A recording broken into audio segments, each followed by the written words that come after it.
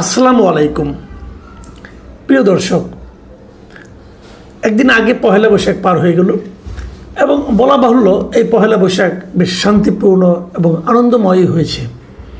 আমি ব্যক্তিগতভাবে এই পহেলা বৈশাখকে যেভাবে উদযাপন করা হলো, সরকারের যে ভূমিকা ছিল এবং সবচেয়ে বড় কথা, এ ধরনের সাংস্কৃতিক কর্মকাণ্ড মধ্যে যে রাজনীতি ঢুকিয়ে না দেওয়ার যে সরকারি প্রবণতা, সরকারি প্রচেষ্টা, এটা আমার কাছে খুবই প্রশংসনীয় মনে হয়েছে। এই জন্য আমি সরকারকে সাধুবাদ জানাতেই চাই। কিন্তু এই পয়লা বৈশাখে আরেকটা ঘটনা ঘটেছে, এটাকে আমি কীভাবে দেখব, রাজনৈতিকভাবে দেখব না কীভাবে দেখব, সেটা নিয়ে আপনাদের সঙ্গে আলোচনা করতে চাই। ওই ঘটনাটা ঘটেছে চট্টগ্রামে এই এনসিপির নেতা এবং সংসদ সদস্য ব্রাহ্মণবাড়িয়া থেকে নির্বাচিত মিস্টার হাসনাত আবদুল্লাহ, তিনি চট্টগ্রামে গিয়েছিলেন চট্টগ্রামের সাবেক মেয়র মঞ্জুর আলমের সঙ্গে দেখা করতে। এবং আমি যত শুনেছি উনি একা যান নাই, ওনার সঙ্গে আরও অন্য কয়েকটা দলের নেতাও ছিলেন। যাই হোক, তো উনি যখন ওখান থেকে বের হয়ে আসেন তখন উনি একটা তোপের মুখে পড়েন, বলা যায় আমার বিবেচনায় মবের মুখে পড়েন বলতে হবে।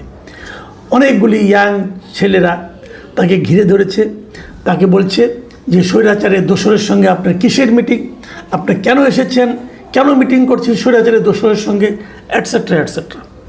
পরে বিভিন্ন পত্রপত্রিকা থেকে, বিভিন্ন মিডিয়া থেকে যতটুকু খবর পেলাম, এই যে বিক্ষুব্ধ তরুণ, এরা কারা? এরা মূলত ছাত্রদল এবং যুবদলের কর্মী, নেতা, সমর্থক। এরাই তাদেরকে ধরেছেন। যদিও এদের অনেকে নিজেদেরকে জুলাই যুদ্ধের দাবি করেছেন। জুলাই যুদ্ধের দাবি নিয়ে আমার কোনো আপত্তি নেই। বিএনপি, যুবদল, ছাত্রদল, ছাত্র শিবির, জামাত ইসলামী, সাধারণ নাগরিক, এরাও কিন্তু জুলাই যোদ্ধা। কারণ জুলাইয়ের সেই গণ অভ্যুত্থান বলেন এবং গণ আন্দোলন বলেন, এটা তো একা একা হয় নাই, একটা কোনো দলও করে নাই, সব দল মিলিয়েই করেছে। কাজে সবাই জুলাই যোদ্ধা, এটা নিয়ে আমার কোনো আপত্তি নেই। ওনারা নিজেদেরকে জুলাই যুদ্ধের পরিচয় দিলেও আমি যতটুকু জেনেছি তাদের মধ্যে সিংহভাগই ছাত্রদল এবং যুবদল। এখন ছাত্রদল এবং যুবদল হাসনাত আবদুল্লাহকে বাগে পেয়ে তাকে বেইজ্জতি করছে অথবা করবে, এতে আমি খুব একটা অবাক হইনি। এটা হতেই পারে, তাদের মধ্যে তো একটা রাজনৈতিক প্রতিদ্বন্দ্বিতা আছেই। কাজেই তাকে যদি রাজনৈতিকভাবে হেয় প্রতিপন্ন করা যায়, এতে কোনো অস্বাভাবিক কিছু না, এটা হতেই পারে।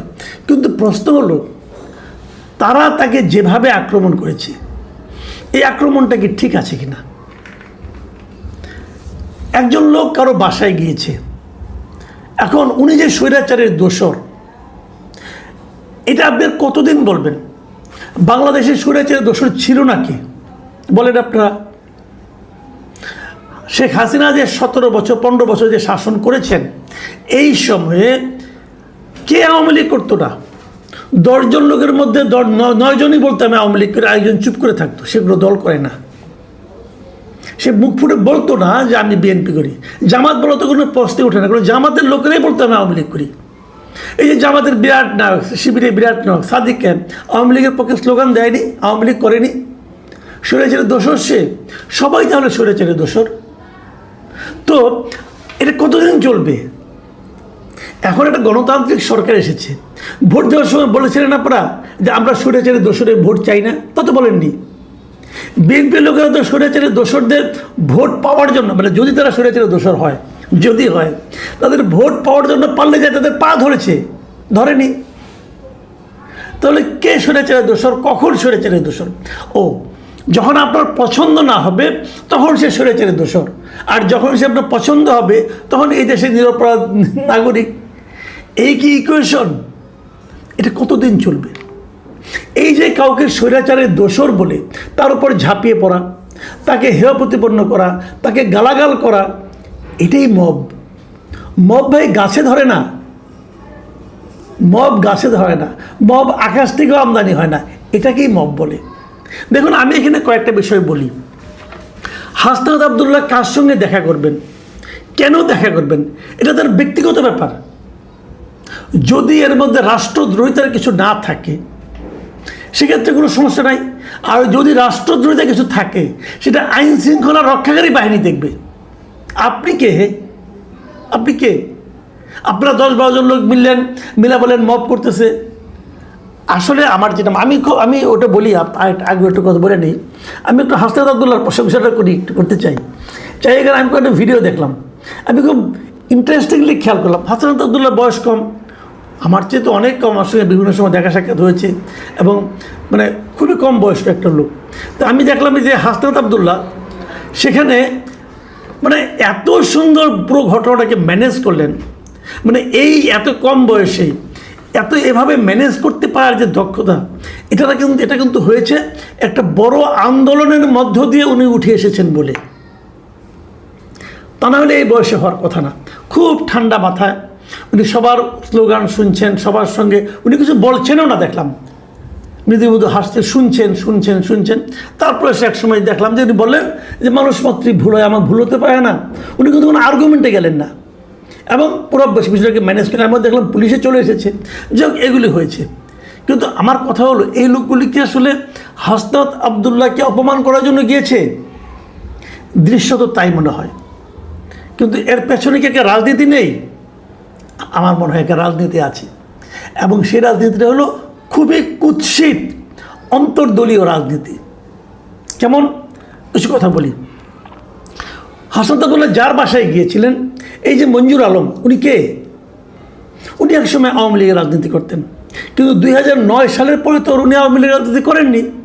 2009 সালে উনি আওয়ামী লীগের রাজনীতি ছেড়ে দিয়ে আওয়ামী লীগের ওই সময়ের খুব জনপ্রিয় মেয়র ক্যান্ডিডেট ছিলেন মহিউদ্দিন চৌধুরী, ওনার বিপরীতে বিএনপির প্রার্থী হিসেবে নির্বাচনে অংশ নিয়েছিলেন 2009 সালে, এবং সেই নির্বাচনে সবাইকে অবাক করে দিয়ে উনি বিজয়ী হয়েছিলেন এবং 5 বছর উনি মেয়র ছিলেন। এই 5 বছর তার পরিচয় ছিল উনি বিএনপি দলীয় মেয়র। এবং তারপর ওনার এক সময় মেয়াদ শেষ হয়েছে। মেয়াদ শেষ হওয়ার পর উনি তারপর আর কোনো প্রথম কিছুদিন রাজনীতি করেননি। পরে তিনি আবার আওয়ামী লীগের সঙ্গে ভেড়ার চেষ্টা করেছিলেন, কিন্তু আওয়ামী লীগের কোনো অ্যাক্টিভিজমে তাকে দেখা যায়নি। তারপর উনি চুপচাপ হয়ে গেছেন, ব্যবসা বাণিজ্য করতেন। এরপর 5ই আগস্টের পর উনি কিন্তু আবার বিএনপির পক্ষে ওনাকে মাঠে দেখা গেছে, এবং সবশেষ যে নির্বাচনটা হলো, এই নির্বাচনে বিএনপির পক্ষে প্রচারণা চালিয়েছেন। 2-3টা উদাহরণ দেওয়া যেতে পারে। সীতাকুণ্ডে আসলাম চৌধুরী যে ইলেকশন করেছিলেন, তার যে নির্বাচনী জনসভায় সেখানে উনি ভাষণ দিয়েছেন আসলাম চৌধুরীর পক্ষে। বেগম খালেদা জিয়া যখন খুবই অসুস্থ, তখন ওনার জন্য উনি বিশাল মিলাদ মাহফিলের আয়োজন করেছেন ওনার রোগ মুক্তির কামনায়। এগুলি তো সব আমরা দেখেছি, পত্রপত্রিকায় পড়েছি। কেবল তাই না, জানুয়ারি শেষ দিকে তারেক রহমান যখন নাকি আপনার চট্টগ্রাম গেলেন, তখন ওনাকে কিন্তু ওখানে একটা ফুলের সম্বর্ধনা কিন্তু আয়োজন করেছিলেন এই মঞ্জুর আলম, এবং সেখানে তাকে যে ফুলের সম্বর্ধনা দেওয়া হয়, তখন তার পাশে চট্টগ্রামে যে বর্তমান মেয়র ডাক্তার শাহাদাত, তাকেও আমরা দেখতে পেয়েছি।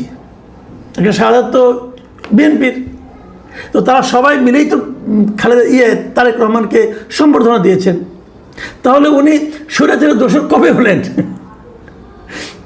2009-এর পর থেকে উনি 5 বছর বিএনপির মেয়র ছিলেন। তারপর অল্প কিছুদিন প্রথমে অবসরে গেছেন, তারপরে অল্প কিছুদিন আওয়ামী লীগের সঙ্গে জড়িত হবেন বলে বলেছেন। হয়তো সেটা পরিস্থিতির কারণে হতে পারে, ভাবেন একসময়, ওই সময় বাস্তবতাটা কী। কিন্তু তারপর তো আবার উনি বিএনপির সঙ্গে এবং আওয়ামী লীগের কোনো অ্যাক্টিভিজমে ওনার অংশগ্রহণ ছিল বলে কেউ বলতে পারবে না। তাহলে উনি স্বৈরাচারের দোষর কী করে হলেন ভাই? উনি তো বিএনপির লোক। এখন প্রশ্ন হচ্ছে, উনি যদি বিএনপির রাজনীতিতে চট্টগ্রামে খুবই অ্যাক্টিভ হয়ে যান, তাহলে চট্টগ্রামের বিএনপির রাজত্বটা যারা করেন, চট্টগ্রামে বিএনপি যাদের নিয়ন্ত্রণে বলে তারা দাবি করেন অথবা ভাবতে ভালোবাসেন যে আমার নিয়ন্ত্রণে চট্টগ্রামে বিএনপি আছে, তাদের কারো কি অসুবিধা হতে পারে? হতে পারে। এই জায়গাতে মূল সমস্যাটা। মঞ্জুর আলম খুবই প্রভাবশালী একজন ব্যক্তি সামাজিকভাবে ওই এলাকায়। ওনার গ্রহণযোগ্যতা সামাজিকভাবে বিপুল, এবং এরকম গ্রহণযোগ্যতার একজন মানুষ যদি বিএনপি রাজনীতিতে অ্যাক্টিভ হন, তখন ওনাকে ইগনোর করা অনেকের পক্ষে হয়তো সম্ভব হবে না। সেই জন্যই কি তাদের অনুগত যুবদল ছাত্রদলকে লেলিয়ে দেওয়া হয়েছিল? আসলে তাদের লক্ষ্য হাসনাত আবদুল্লাহ ছিল না, তাদের লক্ষ্য ছিল মঞ্জুর আলম। দেখুন অন্তর্দলীয় রাজনীতিটা কেমন চলে।